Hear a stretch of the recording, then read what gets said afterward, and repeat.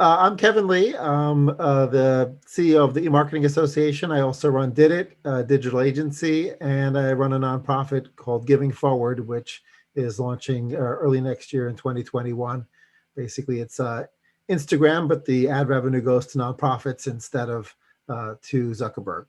So, Greg, thanks for joining me. A lot of the folks listening to you and listening to us today don't know what NYIAX is, and so it'd be great to talk about sort of why you guys were founded and what you guys do. Sure. Well, thanks, Kevin, for having me. Obviously, we're grateful for the opportunity. So my name is Greg Toothaker. I'm the CRO over at NYIAX. The company's been around for just about 4 years. It's a partnership with NASDAQ. So we set out to solve a number of different of issues, throughout the industry, including the lack of transparency. Obviously, there's also a evolving and growing regulatory landscape that needs to be navigated. That we help our clients solve for. And the NASDAQ partnership has been a really fruitful one. When we set out to create this platform, we were, deciding whether or not to build it from the ground up or to partner with somebody. And ultimately, we made the decision to partner with NASDAQ, being that their financial framework is obviously powering hundreds of financial exchanges around the globe. And the fact that, I mentioned the regulatory landscape in our industry, they've been dealing with that for decades. So their technology has some of those inherent capabilities in terms of transparency and financial rigor that, quite frankly, we're lacking in our industry. So, like I said, we partnered with them to bring this platform to market. The first year and a half were obviously heavy development years for us in terms of adapting that framework to handle the media and advertising assets. And then for the past year and a half or so, we've been out in market working with both sellers and buyers at the same time. Great. So what kinds of inventory would buyers expect to find on your platform? We started out kind of with your standard digital display and mobile. We very quickly moved into digital video and brought that onto the platform. Most recently through partnerships such as Atedra, which I know we'll talk about a little bit. We've brought digital out of home to that as well. I mean, ultimately, our goal and our mission is to be an omni-channel platform for buyers, where regardless of media type or format, they're able to find that on our platform. And we're, like I said, through these types of partnerships, making great progress towards that goal. So in the offline media space, for example, in TV, there's a variety of ways you can buy that, right? You can obviously buy it in the spot market, or you can buy in the upfronts, and there are a variety of flavors in between that. So how would you compare sort of the way in which you buy on NYIAX to, a person who's used to buying that form of media, those forms of media? Yeah, I think it's a great question. And I think, the way we've positioned it is that we want to allow flexibility to do either. So, the buyers on our marketplace can take positions, kind of future type positions in inventory, much in the same way they would in the upfront market. But at the same time, if there's a scatter or a near-term opportunity that they're looking to take advantage of, certainly they can do that in the platform as well. And again, we work with our sell-side partners to essentially make their inventory available at a minimum of 12 months out in advance. Most of those expand or extend closer to 18 months. But like I said, our buyers are buying, 12, 18 months out, as well as, 2 to 4 weeks out. So it really depends on what their goals are. Are there also a portion of folks using it for almost real-time buying as well? So we recently announced partnerships. Well, I shouldn't say recently, but about a year ago, we partnered with IPONWeb and their Media Grid product, and we're working with some of the others in the programmatic space. We launched more in a publisher direct managed IO capacity. But as clients began to see some of the benefits that we were bringing to them, they wanted to apply those to the programmatic channels as well. So we've partnered with some folks in order to enable that. So to answer your question, yes, they're now able to run their Deal ID enabled campaigns through our platform in addition to their managed IOs. Great, that's good to know. So obviously for the industry as a whole, the pandemic this year has been pretty crazy. How did you guys fare through that? And more importantly, how does 2021 look for you guys? Yeah, the pandemic's obviously been an awful experience, for a lot of folks personally. And one of the first things we did was we caught wind of an industry initiative, now labeled as AdTech Cares, and it was co-founded essentially by and Amobi. But their immediate goal was to help get educational materials out, via these channels. So we participated and continue to participate in that, which has been great. Obviously there was kind of a lot of marketers put the brakes on when the pandemic first hit, which I think impacted all of us.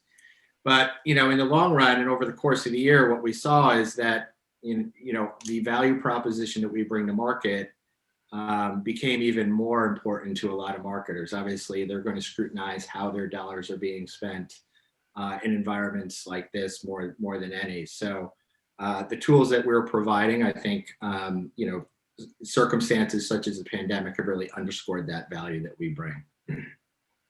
So in addition to transparency, which I know is one big element that is desired by pretty much everybody on both sides of the marketplace, what other elements of the platform are really of great interest, in particular on the advertiser side?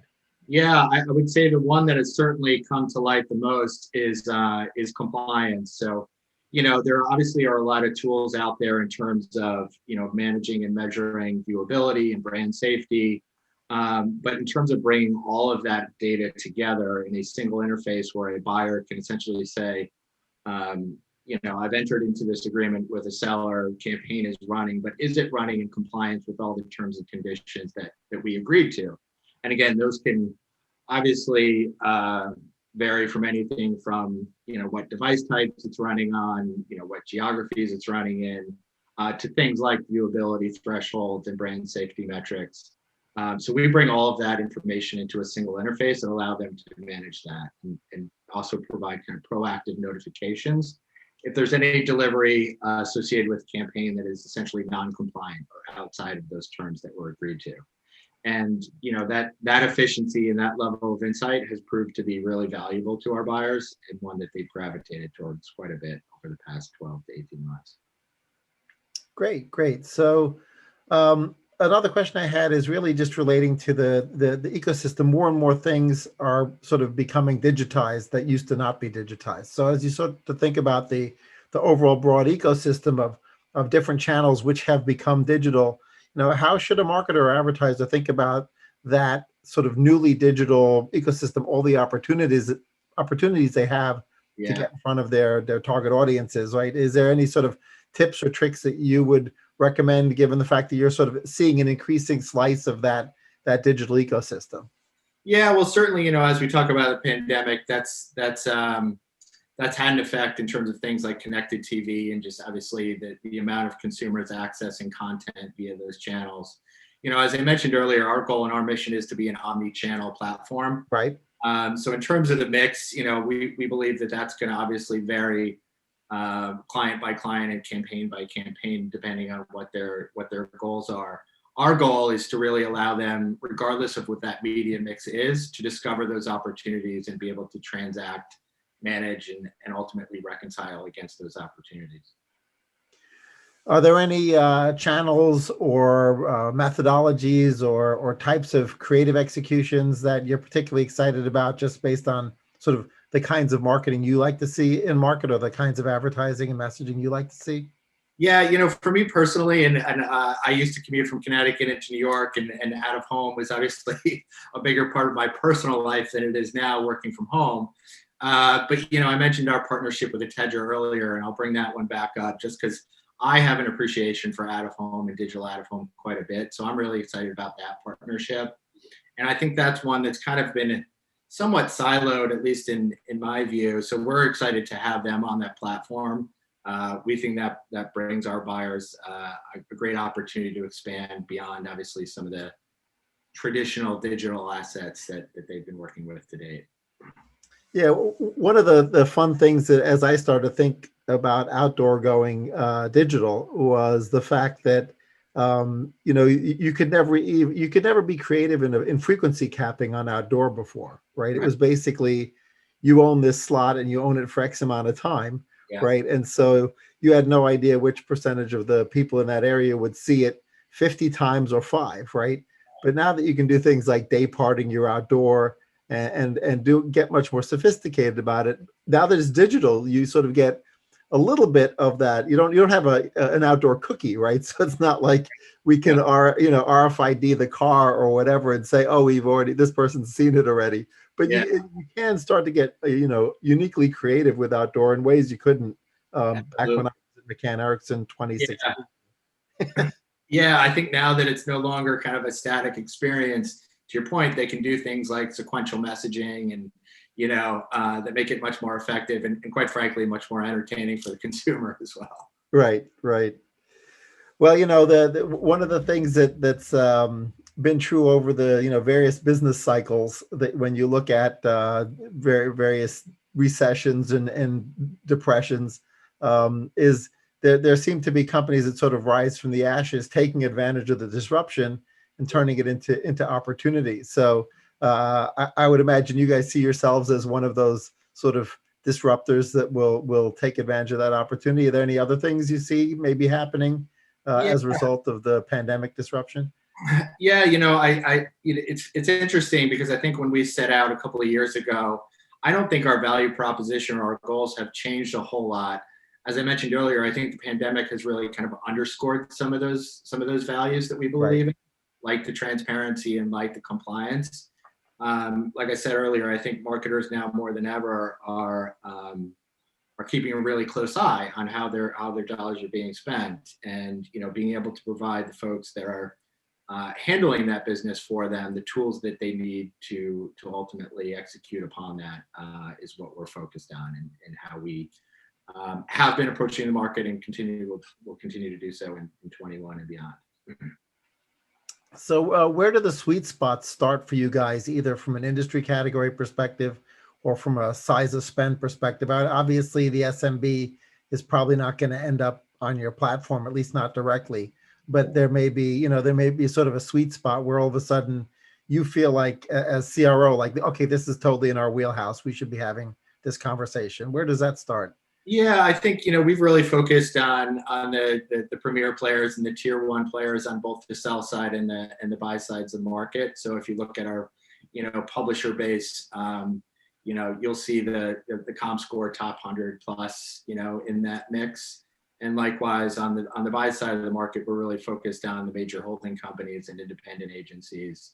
That being said, we focus a majority of our time there, but certainly for certainly some of the publishers and buyers who are kind of in that tier two mid-market space, there are certain features in terms of, for example, on the sell side, some of those publishers don't have, massive direct sales teams and opportunities to get out and showcase their inventory to buyers of that nature that we're working with. So certainly providing them with a platform to gain that exposure and gain exposure to budgets that they wouldn't otherwise see is part of the value we bring to that side of the market. When folks are buying on your platform, obviously there's sort of a continuum from rate card. Of course, nobody pays rate card, all the way through, what people might affectionately call remnant, but I don't like to use that word. But Yeah. there's clearly like a continuum of pricing, and usually it correlates with quality.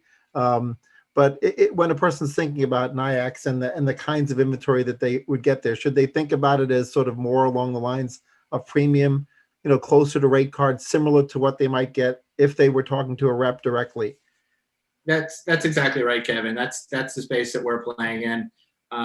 We refer to that remnant as kind of your efficiency plays, but we're really focused on the premium opportunities. And again, because a lot of what we do are those upfront guaranteed deals. Typically, what we see being transacted through those platforms are the opportunities that buyers really want to lock up in advance and not necessarily leave to be able to hopefully access via programmatic channels in real time, because they just don't want to leave the chance that they may not be able to access those opportunities and those audiences when they need to do so. So it sounds to me like a media buyer at a major agency, buying on behalf of a big brand, where they really need to have a portion of their media plan pretty much locked up, right? That's where you guys deliver real value, and that you can't say we think we're going to be able to buy this in this month, 6 months out. You can guarantee that they'll have that inventory. That's absolutely right. Right. Yeah.